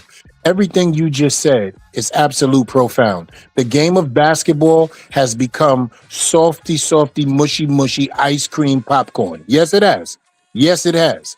But we all know there are certain things, optic-wise, that's just like, okay, you don't even got to worry about flopping on that. Grabbing somebody by the back of their neck and throwing them down to the ground, that's not the game of basketball. Ninja kicking, halfway stepping into somebody's femur and ACL, that's not basketball. Holding on somebody's jersey while they up in the air and pulling them down, that's not basketball. Let me tell you what would have happened, LRP, with the type of basketball that you come from watching, falling in love with, and realizing for most of your life. Wembanyama would have caught something that we call back in the days a low bridge. Do you know what a low bridge is? Absolutely. It's when a player purposely allows you to jump up in the air, and he uses his whole spinal cord and glute situation and allows you to fall on the back of your neck. And whatever you go to hospital-wise, your C2, L1, C3, whatever is damaged, nobody gives a damn. Yep, and he'd have caught some legit elbows. He would have caught legit elbows, bro. Legit. Word. So yes, LRP. Somebody recently, man. That's a nasty ass fall. That's bro. a net. Yo, let me tell you something. You are the most. You have no support when you are up in the air. Dead weight. You are, when you jump up in the air, you have no support unless you coming down on the back of your hands. And when you get low bridge, remember, you could flip to the side, you could flip over on your neck, or you could just fall straight back down head first. It was an injury that many people have saw in the game of basketball. And when you watch basketball in the 90s, forearms, bar arms, low bridges, and just straight cutting you off from the basket. Remember, they'll grab you out the air in the 90s. Yeah. You could be in the air. They will grab you out the air with both hands, push you in your chest backwards. That boy ain't ever feel none of those effects. Yeah, he lucky he didn't play against nobody. He play above the rim, but he don't got to jump to get there, so that's kind of different. Yeah. You're gonna have to. Yeah, but guess what takes him out? Guess what takes him out? Them knees, bro. Them knees. His knees is right parallel. Yeah. Stamina. I'd rather do the stamina. That's the more manly thing. Like, yo, boo, you're gonna take some of these down here. You come down here, the bowls is flying. If you're not physically prepared for that, one of them. Yeah, I was getting frustrated during the series because y'all know I don't like that running around the rim shit and running away from him. I'm saying if he gonna patch his shit, let him patch his shit. But yo, go at him. All in his body, double pumping, do something. You know what I'm saying? Go at him. You saw who went at him. You saw who went at him. OG and Towns. 3 dunks on him. I do hope he get his honor. I'm rooting for him to get his honor back. Because he definitely lost it, and I hope his season all season. Like Kareem, go back out there, standing yourself again with the monks. You know what I'm saying? And come back with a healing. But I am rooting for him to get his honor back. And that wasn't cool. So I agree with you. Yeah, what did he learn from the monks? Most agility and I think how to take care of his bones, man, his feet and his legs. Okay. You know he definitely ain't helped mentally. He gonna be a good player. Mentally Man. He broke down. I think he will, man. I think with this loss, I think the loss is the greatest teacher, man. Or one of them, anyways. So, Like the yoga shit, stretching, different motions. You know what I mean? Try to get his bones because he's tall as fuck. So I thought it was a hell of a move for him to get with Kareem and go out there and train and all that. Absolutely. You think I'm gonna tell y'all somebody else, right? That I gotta say this, and I'm gonna represent the whole entire Knicks nation right now. And I don't normally talk like this, but I have to say it the only way that a New Yorker could say it. You could eat a bacon, egg, and cheese off our balls, Paul Pierce. You are a sucker for real. Like, if there's any suckers in life, you are him. You're a sucker. Bottom line. You ain't gonna get no more of my airtime, but you a sucker. He could eat that bacon, egg, and cheese off of a dirty counter. Stay the fuck away from my privates. Couldn't help it, my bad. Nah, it's all right. That's just a New York phrase. That's it. But he know what it is, sucker ass sucker. Moving along. Eat that shit off with the dirty counter. Yeah. You're not even allowed in New York like that, bro. Like, he's one of them dudes that if he come here, he's disrespected from the gate. Shout outs to Kevin Garnett, a real one. Gil Arenas, a real one. Jeff Teague, a real one. I ain't see what he said, but all I know the Knicks 1-5. So whatever you said has been wrong for 4 games. So yeah. He before the series started in the whole playoffs, I don't think the Knicks got what it take. I mean, he too small, man. He too small. He ain't got it. And KG just sitting over there like, what, nigga? Like using that word too. He's using that word. KG was using that word. Like, yo, you bugging out right now. What? You crazy? Like, go watch the Paul Pierce and Kevin Garnett joint, bro. He even made him apologize. He was like, yo, you ain't got nothing to say after all that? And Kevin Garnett, please replace the N-word with motherfucker, please, if you could. Or Aboriginal. I ain't got nothing but love in my heart, man. I was in these New York streets yesterday, man. We was just giving out all love, man. It was all love, man. It didn't matter who you was, as long as you had on that orange and blue, and you was repping that orange and blue. It was all love out there, man. I know my sugar levels is up because it was Nick Donuts everywhere. Yo, and shout out to the Cookie Monster, man. He out here, you know what I mean, repping the New York Knicks. Yo, straight up, LRP. I know my sugar levels is up, bro. The donuts, yo, it was Nick Donuts. Yo, I'm gonna send the pictures to y'all. Yo, it was Nick Donuts out there, bro. Brunson cookies. I got it's crazy, man. It's crazy what I got for the next show. Yo, we just gonna talk festivities the next show. But I got it's the chocolate. They made his braids chocolate. Y'all go watch. Did you see the video of the lady trying to pull? It was a Caucasian lady trying to pull an Aboriginal lady off of a pole. When the video goes, and she grabbed run the video. She grabbed it. Oh, y'all got that one? Yeah, run the video, please. These are some of the shenanigans from New York. That's it right there. We got it right there. Yes, sir. Is that the same one? I was like, what the hell is going on? Yeah, that's it. You gonna see it. You gonna see it as the girl who tried to pull her off. Yeah, this is New York shenanigans. Yeah, this definitely shenanigans. Look at the kid. Like, come on down. That kid probably ain't never seen nothing that thick before in his life. That's probably what it is. Right. And what is going on? Was she laughing, or I don't know what the hell? She just up there having a good time, and the Haiti Smurf came out. I think she was trying to, you know what I mean, start twerking the up there. News was dry snitching like a motherfucker on people that was trying to make some moves. You see the hatred right there. That's Alvarado on women. Hold her down. I was like, oh shit. And then she was like, hey, okay, there you go. Yo, that is hilarious. I'm like, yo, what? I said, whoa. That's fucking crazy. I ain't gonna hold you. That shit popped up on the timeline earlier. They started mollywhopping her after the fact. Yeah. Did all that. That's you crazy. do all that shit. You did nothing. And then the other shorty doing splits. Look. Still twerking on the street. Look. She over here acting stupid. Look. Ass out. Brand new. She came out there to be seen. She getting her moment right now. All kinds of asphalt burn, bro. You know who else got their moment? Please put that on the shenanigans. Oh yeah. First of all, let's talk about the greatest. Look at the greatest route runner in the world. Zig route on the baby. Zig route. Flippity flip, whoopty whoop. Yeah, go back one more again. Look. Off the line of scrimmage right here. Look. Beckham. Damn. Zig. Yo, he now, got look. on power. What kind of boots are those? Yo, let's talk about it. Yeah, they got on luchador. Let's talk about it. Yeah. First of all, look at the precision of the route. Man, let's talk about the in and out route. Let's talk about the in and out route. Look at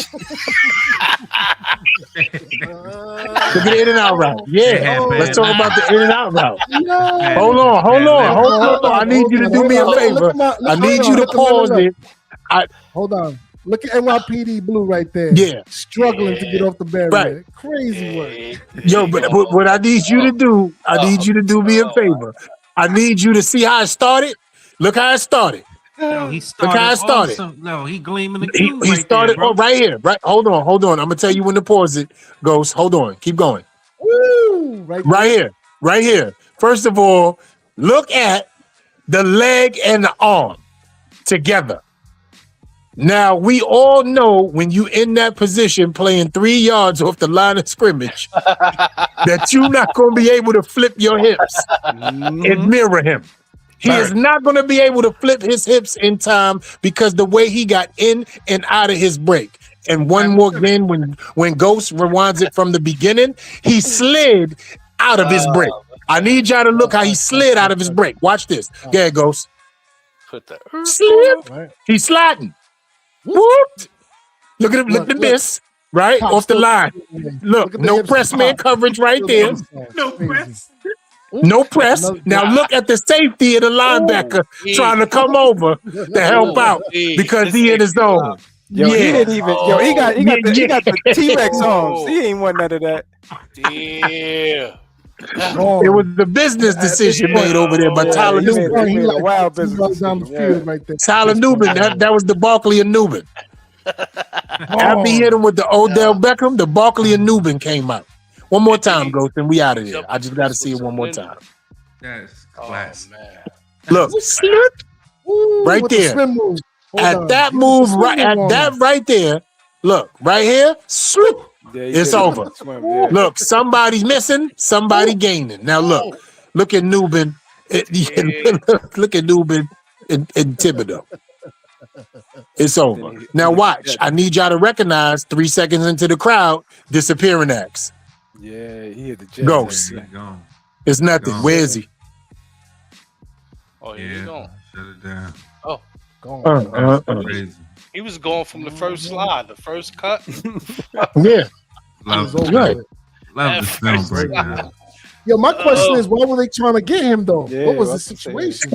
I don't know, but this wasn't the situation. First of all, he got a bag in his hand too. Nobody want to talk about that. You could tell it wasn't that serious because that last cop that had the chance with the T-Rex arms, he was like, "Oh no, fuck that. That ain't even like You're not supposed to be over there." But he in a part over there that's cut off. All that's a lot of white shirts over there too. Those are higher uppers. Like, yo, this is all blocked off. He I want to go to the other side. What's going on here, man? For real? Is this After my brothers make the comment, I'll tell them exactly what's going on. I'll tell y'all exactly what this is about after y'all make the comment. I heard what Elmo did. Nah, it ain't about what we. It ain't about that. LRP. He's disrespectful out here. You feel me? He forgot where the fuck he from.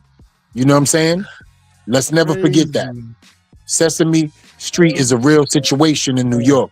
Fuck you mean you hope both teams have a good game? Yeah. Disrespect. He forgot where he from, bro. You see the fuzz leaking out the bottom though? That's crazy. Yeah, that is crazy. First of all, do you see the spear through his head? Yeah, they put do you see the spear through his head? That's a Leonidas spear. Yeah, I need some context. So Elmo posted, he hoped both teams have a great game. Fun. Yeah. What is he talking about, LOP? You forgot where you what is he talking about? You forgot where he lived? He ain't choosing sides. Yeah.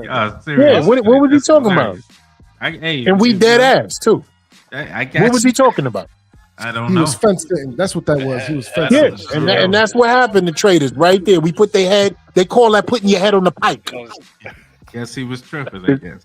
Yeah, he tripping. That's why he got his head cut off. And it shows his viewership that went down too. Right. And shout out to Cookie Monster, man, because he, you know what I mean? Cookie Monster played the role and never forgot where he came from. You know what I'm saying? That's why you said that earlier. Yeah, because Cookie Monster put out a post too, you know what I mean? Clowning Elmo for doing messed ups that he did. It's crazy. Shit. That's crazy. Yeah. Shout out to Cookie Monster. Yo, hit him with Cookie Monster was like, yo, my head ain't going on no spike. Hit him with the bruh.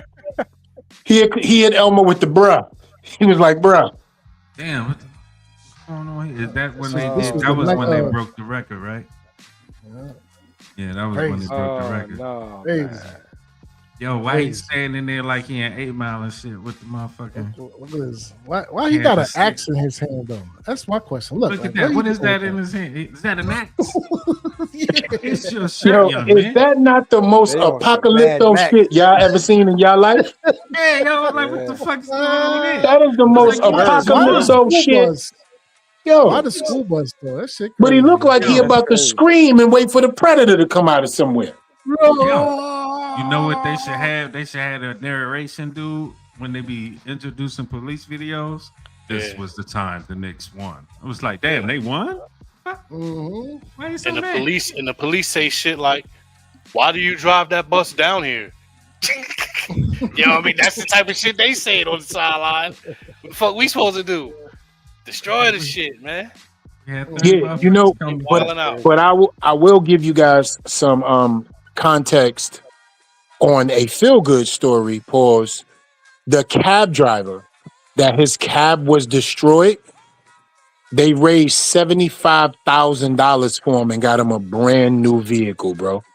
They presented the check to him today because his cab was destroyed for no reason after a Knicks win. And it was like, yo, we presenting you with a whole brand new car, everything. So they did that for him today. Yesterday they had throwaway cop cars. They just had throwaway cop cars parked on the streets where they know people was going to climb them. And yeah, exactly. People was climbing on them and using the sea as high and far as they can. Like, I think they just had a budget for that shit. Right. And what's crazy is they didn't destroy none of them, though. You noticed that, right? They didn't destroy none of the vehicles. They just used them as seats and benches and chairs. Yep, that was it. It was real. Shout outs to the dude that's concussed right now. I don't know if you remember what you did yesterday, but you tried to climb a building sign so you could sit there and get a great view, and you fell backwards and hit your head on the barricade. You got up, you put your glasses on and kept it moving, but I know ring-a-ling, ding-a-ling, ding-a-ting is happening right now.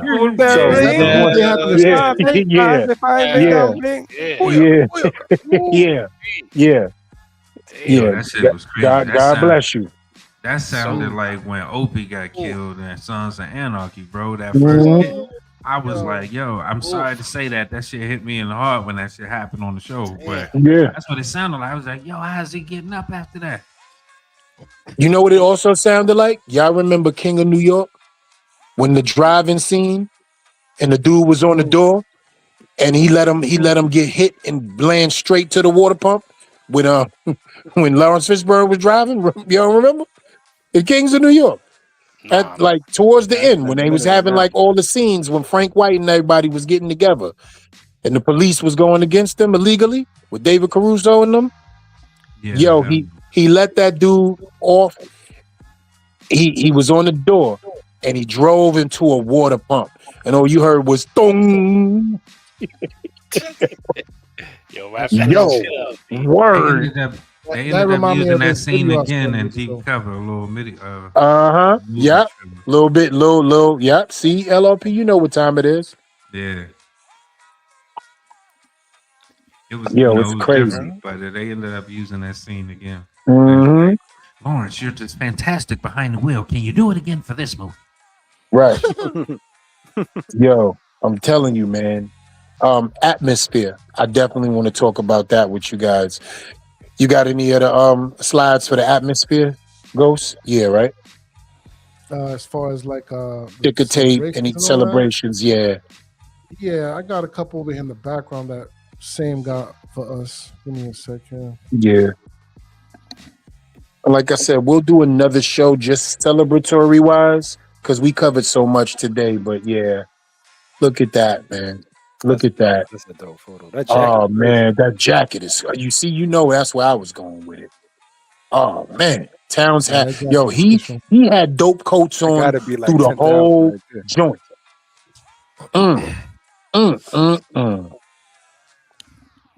That's what's Look at that. Look at that, man. Yeah, that's dope. Happy for y'all on good shit. Beautiful. And I'm telling you, bro, right-handed God. I ain't nothing but happy because I know for a fact that this is going to be good for the Giants, baby. Yeah, it is. Yep. Oh, man.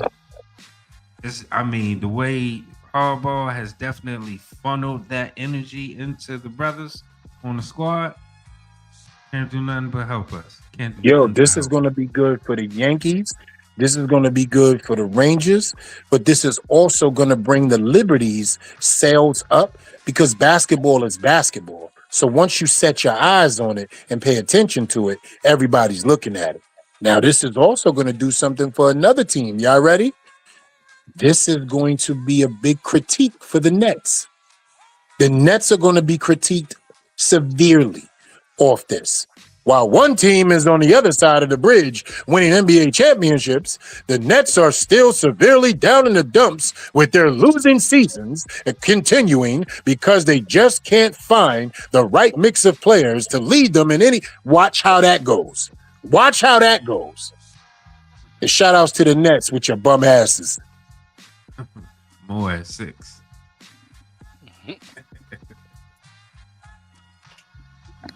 Right, man. But we getting close here to the 2-hour mark, man.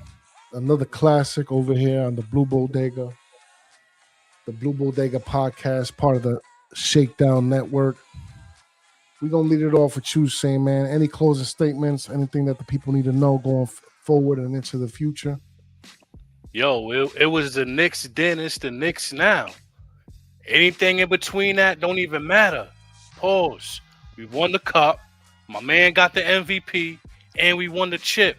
The parade pulled the most people out of anywhere. We were showing love to everybody. It was a beautiful feeling. The sun didn't even come out. It was hot. Not like hot, but the sun was even out, man. He was on chill for us. He ain't bake us. He ain't cook us out there. He allowed us to be, you know what I mean? A little too close for comfort out there, you know what I mean? Enjoying it. Shout out to everybody that popped out, man. Family, the loved ones, the rappers, the actors, everybody that show love to the Knicks, man. It's been a long time coming, man. I've been waiting my whole entire life for this. I was born into this shit. I never seen my team win a chip. I was one of them people that thought that's might have to be the way I go out. I'm going out like that too, the way it felt. You know what I mean? Like, so this championship means a lot to the world. People love New York all over the world. They can't name your little rinky-dinky ass states and cities, but they could definitely name New York, man. When they think of America, they think New York. They're not thinking all them other places, man. No matter where you Hold on, live. Sam. Would you call him? Hold on. I say, What'd you call him? don't Little what? disrespect, man. Don't disrespect, man. What'd you call Don't him? disrespect, but they don't know the names of your towns. Those flyover They states. Yeah, they don't know the names Flyovers. of your towns and your states. They don't, when they think of America, they think of New York. So this is good for the world. When New York is up, the world is up. Ricky You know what I Dink. mean? You heard it. Nah, no disrespect, Fisher man. Price. You know Fisher what I mean. Price. I've been to I know, those but it was towns, fun. It's great for me. I'm I cool. I live here. Yeah.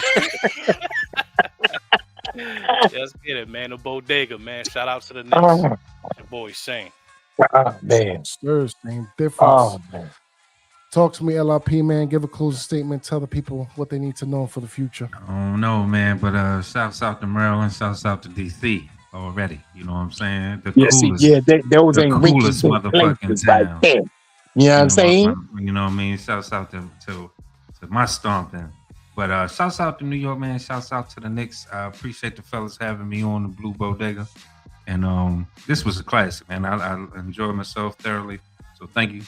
The dissection and the way we was able to break down street film, fantastic. I definitely need to rewind that. That is a moment in podcast history. So y'all better mark that. So anyway, y'all have a good one. Enjoy the weekend. Happy Father's Day weekend to the brothers. Oh, absolutely, man. Happy Father's Day to you, brothers, man. You know what I mean? Superheroes. Y'all continue doing what y'all doing. And hey, that's it, man. Y'all have a good one. Till next time. LRP. Black Freeze, man. You next up. Talk to them, Abbott. Tell them what they need to know. Peace to the gods, peace to the earth, yo. Peace to the family. Yo. We chippers, baby. We chippers. You know what I'm saying? We out here getting this thing moving, man. And man, it just feels so fantastic. Shout out to the family, man. That was at the parade and, felt the energy, the vibes. Look crazy. Yeah, man. Blue Bodega, man. Make sure you tune in, man. Chime in with the family, them. You know what I mean? They're going to be breaking everything down, letting you know how it is, you know what I'm saying? Because you already know coming off of the championship, you really don't care about nobody else's team. You know what I mean? Nobody give a damn about your team, family, or what you did in the lottery or anything like that. You don't give a damn about that. See you next year. So shout out to the family, man. Shout out to E the Chosen One, Same Diff. Shout out definitely to Ghost Dog. LRP. You know what I mean? LRP, man. Shout out to you, man. I like Detroit too. They're a nice team. They gonna once they get their situation together, they're another young team that I think they'll be there. They'll be running around. But shout out to the NBA as a whole, man. I don't like the way the game is being played nowadays, but I see they're trying. They're trying, man. They're trying to, certain teams got, trying to get back to the old school, because definitely the Knicks, if the Knicks cut you off half court, if we'd have cut this game off half court or stopped trying to play fast and tie out Wemby, we'd have been whipped them long time ago. So, but shout out to the New York Knicks, man. Jalen Brunson, get a boy a statue, man. Give him a statue. You know what I mean? Man, championships, man. I can't believe it, bro. Almost can't even believe it. And I never thought I was going to see it like the old school dudes would tell you, right? Grandpa would tell you, I ain't never thought I was going to see this. Me neither, Grandpa. No, and if I could jump back in just to give respect to that right there, man, and I'm not going to hold y'all, but shouts out to all of y'all, man. Your whole lives, for real. Like, that ain't nothing to sneeze at. You know what I'm saying? For you to experience this championship in this particular sport after, for the first time, that's what's up. So. Yeah, appreciate that, brother. I appreciate that, bro. Man. And I mean, and that I had to bring myself back while Freezy and Same was talking. I had to bring myself back. I was emotional. This ain't my closing. I just wanted to say thank you, LRP, because if you know, like you just said, what that means to us, Freeze, 49, right? Same, right? 40, 45, same, 45, 41. What are you? 44, like a magnum. Yeah. 44, bro, and 49 for me. So that means 49 of my years, 49 of Freezy years, and 44 of Same years. If we want to collectively look at it, if Same was a fan, maybe from 7 to 8, we're talking 32, 33 years. We're talking 38, 39 years for Freeze, and we're talking 42 years for me. We've never seen this team in victory. So LRP, what you said goes way beyond just shout outs to us and congratulations, brother. It's heartfelt, it's spirit felt, and it's city felt, because we was shitted on. We're one of them teams that everybody can't wait to shit on, and you as an individual shit on you, especially Lakers fans, Boston fans, Pistons fans, Golden State fans. Like, franchises was brought in after New York City, bro, that won an NBA championship. So thank you, bro. And I mean that. Thank you. No doubt, bro. For real. You said that's not your closing? No. We need to wrap this up, fellas. Yeah, I'm about to say, yeah. I'm good, man. I'm good after that. Go ahead, take us away. Nah, listen, bro. We're good. It's nothing more for me to say. It's nothing more for me to get into. The New York Knickerbockers are the 2026 NBA championship, and no team has ever pulled off a treble in the NBA, meaning as the Emirates Cup, the conference finals, and the NBA championship. Yep. That shit alone is going to be hard to duplicate. So we'll see when it happens. But right now, we the only ones to do it. So fuck you and your team. It's all about us. You understand me? Oh, shit. That's the hell of an accomplishment. The trifecta. They ran the table. Ran the table. That's awesome. Yeah, that's running the table. Man. That's awesome, man. Salute to y'all. But that's all you had to say, E. That's it. That was the wrap up. That's it, bro. I'm too emotional to talk. All right, man. Stay less, man. You already know what it is, man. I'm gonna keep this short and sweet. If you haven't done so already, make sure you run up and sub up, hit the like and subscribe for the tribe, especially because we're gonna be on this mic, man. You already know, man. Stay tapped and tuned in for all the latest and greatest New York sports talk conversations. And with that being the case, man, you already know what it is. Peace and salute, and we up out of here. Peace. Peace.